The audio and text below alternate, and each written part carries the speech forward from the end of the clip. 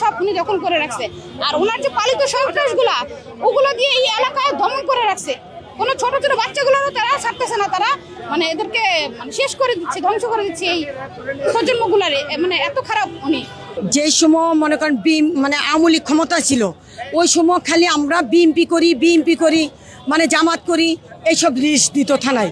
আর এখন আওয়ামী লীগ আইসে পরে আবার আমাদের নিয়ে বাহানা করে যে আমরা আওয়ামী লীগ করি, এই করি সেই করি। আমাদের এলাকার সবার যারা মনে করেন ভুক্তভোগী, যারা মানে মামলা খেয়ে রয়েছে বিএমপির সময়, এদেরকেও মানে আওয়ামী লীগ বানায়, মানে এরকম অবস্থা। আর ওই সময় সে বড় বড় কর্মকর্তাদেরকে নিয়ে মানে মিটিং করে যে মাটি কাটা থেকে কোনো বিএমপি কোনো লোক থাকতেই পারবে না, এই ফ্যামিলি বিএমপি করে, ওই ফ্যামিলি বিএমপি করে, মানে তাদের লিস্ট প্রত্যেকটা থানাত মাঝে লিস্ট, মানে এই ধরনের কাজগুলা সে করে বেরোতো। ছাত্র আন্দোলনের সময় আমাদেরকে 20 তারিখে মামলাটা দেয়, আমি হাসপাতালে ছিলাম, তাও আমাকে 2 নম্বরে দিছিল। পরে আমি যেইভাবে প্রমাণ করছি যে আমি তো হাসপাতালে, এই কারণে তাও আমার থেকে 50,000 টাকা নিচ্ছে আমার এই নামটা কাটানোর জন্য।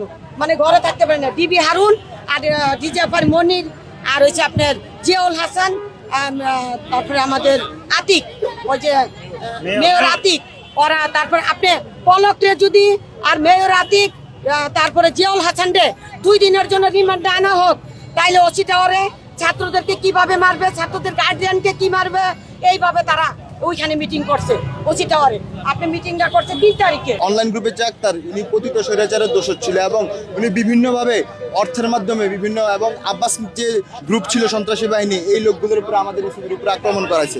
কিন্তু এখন সে যদি দাবি করে যে সে পতিত স্বৈরাচারের সঙ্গী ছিল না, সে স্বরাষ্ট্র মন্ত্রণালয়ের পাওয়ারে এখানে বিভিন্ন আপনারা বলেন দখল বলেন হামলা বলেন, এই ক্যান্টনমেন্ট এরিয়ার মধ্যে আক্তার মিয়া অনেকে আমাদের উপরে অত্যাচার করছে। যে গরিব দুঃখী মানুষ যারা ছিল তাদের মনে করেন যে করছে কি ঘর বাড়ি দখল সহ বিভিন্ন তারা কাজ করছে। এইখানে আমরা নাবানাকে অলরেডি 33 বিঘা জমি দিয়ে দিছি ডেভেলপের জন্য, আর কয়েক বিঘা দিতে পারি নাই এই সন্ত্রাসী এই খুনি আক্তারের কারণে। সে একটা জায়গা দখল করার কারণে আমরা তাকে জমিটা বুঝিয়ে দিতে না পারার কারণে 1.5 বছর সাফার করতেছি।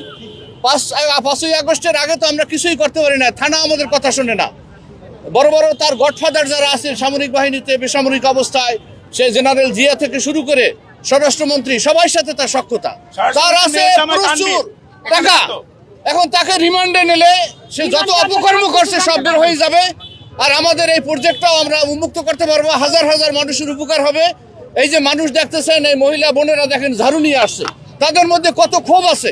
18ই জুলাই এই যে ফুড পার্কে এইটা দখল করছে যে এই যে আমাদের খান মোহাম্মদ আখতারুজ্জামান, তিনি 18ই জুলাই ছাত্র এবং অভিভাবকের বিরুদ্ধে 18ই জুলাই সে বিভিন্ন লোক ভাড়া করে, আওয়ামী সন্ত্রাসী আরো অনেক লোক তোলার ভাড়া করে আইনা এই ফুড কোর্ট বিভিন্ন ভবনের, তার নির্মাণাধীন ভবন এই বিভিন্ন দখল করে করছে। এগুলির মধ্যে রাখতো আর ছাত্রদের উপরে অভিভাবকের উপরে হামলা করাইতো। এই ধরনের আওয়ামী নেতা যে খুনি এবং বিভিন্ন জায়গায় এই যে ভাইয়ের হাত এই যে করছে, আরো অনেক